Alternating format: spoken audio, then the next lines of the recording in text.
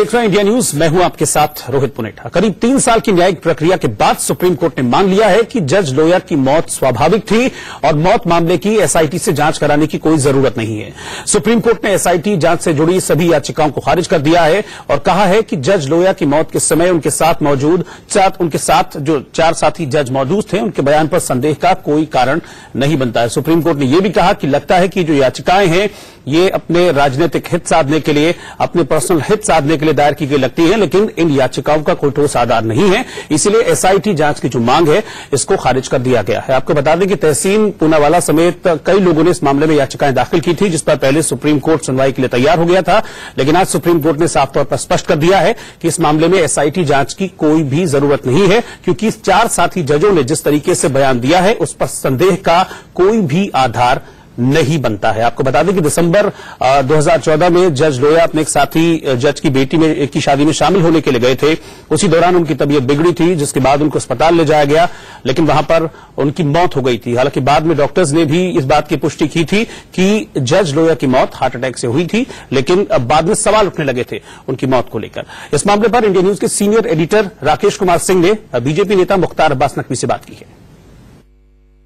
Justice लोया मामले में सर्वोच्च न्यायालय ने सख्त टिप्पणी की है। इस मुद्दे पर बातचीत करने के लिए हमारे साथ केंद्रीय मंत्री मुख्तार अब्बास नकवी साहब हैं। नकवी साहब, साफ तौर पे कहा गया कि ये पॉलिटिकली मोटिवेटेड है और याचिका को खारिज कर दिया गया। देखिए, अगर आपको याद होगा तो जब नरेंद्र मोदी जी गुजरात के मुख्यमंत्री थे, अमित शाह जी गुजरात में पार्टी के वरिष्ठ नेता थे, तब से कांग्रेस पार्टी किस तरह से अमित शाह जी को, नरेंद्र मोदी जी को, भारतीय जनता पार्टी को बर्बाद करो, इस षड्यंत्र और साजिश से काम करती रही। जब जनादेश के तहत जनता ने जब आशीर्वाद दिया और प्रधानमंत्री नरेंद्र मोदी जी देश के प्रधानमंत्री बने, अमित शाह जी पार्टी के राष्ट्रीय अध्यक्ष बने, तो किस तरह से एक के बाद एक बदनाम करने की साजिश और षड्यंत्र कांग्रेस पार्टी और उसके कुछ फ्रीलांसर साथी करते रहे। आज जो है वो जो बदनाम करने से लेकर के बर्बाद करने से लेकर के बदनाम करने तक का जो सफर था, उसका खुलासा भी हुआ है, उस साजिशों का सूपड़ा भी साफ हुआ है और कांग्रेस पार्टी और जो लोग भी इस साजिश में शामिल थे उनका जो दागदार चेहरा है और बदनुमा हुआ है। क्या कांग्रेस को माफी मांगनी चाहिए? कांग्रेस को भी माफी मांगनी चाहिए, सोनिया गांधी जी और राहुल गांधी जी को भी माफी मांगनी चाहिए और माफी ही नहीं मांगनी चाहिए, देश के सामने शर्मिंदगी भी व्यक्त करनी चाहिए। तो सीधे तौर पर नकवी जी का कहना है कि कांग्रेस को इस मुद्दे पर माफी मांगनी चाहिए। कैमरामैन संजीत के साथ Rakesh Kumar Singh, India news, Delhi. Supreme court के इस फैसले के बाद अब बीजेपी कांग्रेस पर हमलावर हो गई है। बीजेपी नेता संबित पात्रा और कांग्रेस नेता संजय निरुपम क्या कह रहे हैं अब इस मामले पर, आइए वो सुनाते हैं। This is a new law in Indian politics, whereas an attempt has been made by the Congress party to even politicize the judiciary. इससे नीचा स्तर भारत की राजनीति में आज से पहले कभी नहीं हुआ।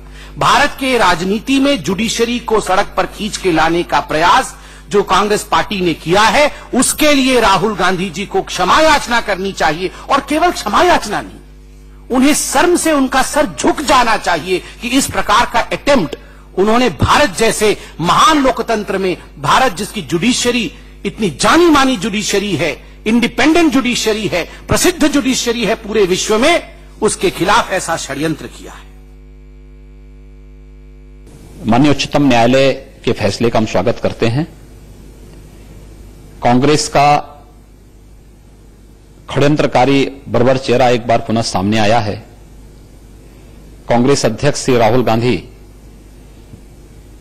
ने जिस प्रकार की बातें और जिस प्रकार से माहौल को दूषित करने का प्रयास किया था, एक बार पुनः वे एक्सपोज हुए हैं। ये बहुत ही आश्चर्यजनक फैसला है सुप्रीम कोर्ट का और कहीं न कहीं निराशाजनक भी है, क्योंकि सीबीआई कोर्ट के जज बीएच लोया जी, उनकी मृत्यु संदेहास्पद परिस्थितियों में हुई थी और जिस तरीके से उनके डेड बॉडी को लातूर पहुंचाने का इंतजाम किया गया और जिस प्रकार से नागपुर के रवि भवन जो सरकारी आवास गृह है वो, उसके बाद अलग अलग अस्पतालों की जो रिपोर्ट आई थी, उस हिसाब से साफ साफ दिख रहा था कि मारा गया इनको। तो बीजेपी जहां कांग्रेस पर हमलावर है, बीजेपी नेता ये कह रहे हैं कि राहुल गांधी को इस मामले में माफी मांगनी चाहिए क्योंकि उन्होंने देश को भ्रमित किया है इस मामले को लेकर। इस पर राहुल गांधी समेत पूरी कांग्रेस को माफी मांगनी चाहिए।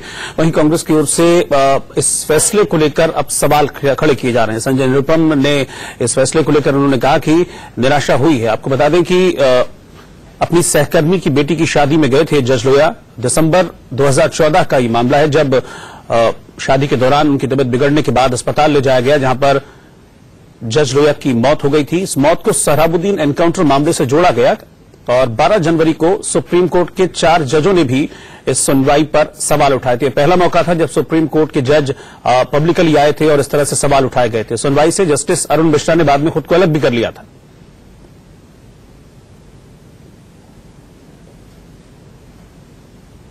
दिया जाता है शाहीज फायर हो या आतंकी घटनाएं हो, तुलना में तो आतंकी ज्यादा मारे गए हैं और बहुत ज्यादा मारे गए हैं। कोर्ट है तो उसका जजमेंट का तो हम लोग इनकार तो नहीं कर सकते, लेकिन इट इज शॉकिंग कि जीत जो थी वो अलग अलग प्रकार से हम लोग जीत को देखनी चाहिए। मैं सुप्रीम कोर्ट में इसलिए गया था कि ये केस में जिनके नाम जुड़े हुए थे, जस्टिस लोहिया जिनकी हियरिंग कर रहे थे, वो बड़े ताकत वाले और सत्ताधीश लोग हैं, तो उनका जो एक्सपोजर होना चाहिए, उनका जो पर्दाफाश होना चाहिए, वो मुंबई में नहीं हो सकता, सुप्रीम कोर्ट में होगा। वो देशव्यापी चर्चा उसके ऊपर होगी। मुझे लगता है कि मैं उसमें भी सक्सेस हुआ हूं कि ये लोया केस की चर्चा देशव्यापी करने में मेरे पिटीशन का बहुत बड़ा रोल रहा हुआ है। लॉयर्स ने ये कहा था कि यहाँ के जजेस ने सुनना नहीं चाहिए पिटीशन।